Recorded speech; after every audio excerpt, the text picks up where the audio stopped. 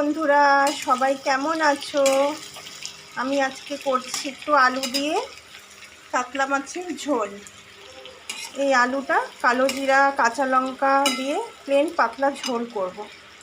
আর এই দিকে একটু লাউ পাতা কেটে নিয়েছি, এটাকে ভালো করে ভাজা করব।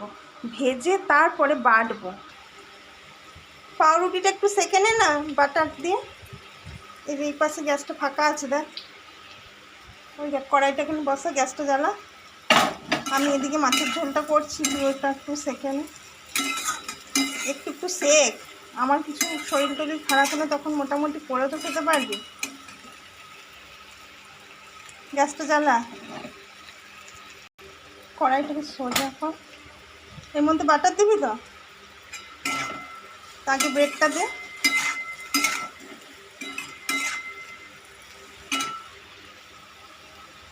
কড়াইটাকে গরম হতে দে খ্যাপা।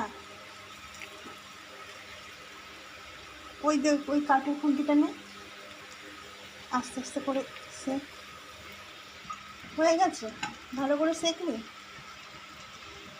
ওদিকে ডিম আছে, দেখ এনে ধর যা। এই যে আমার মাছের ঝোল মোটামুটি রেডি হয়ে গেছে।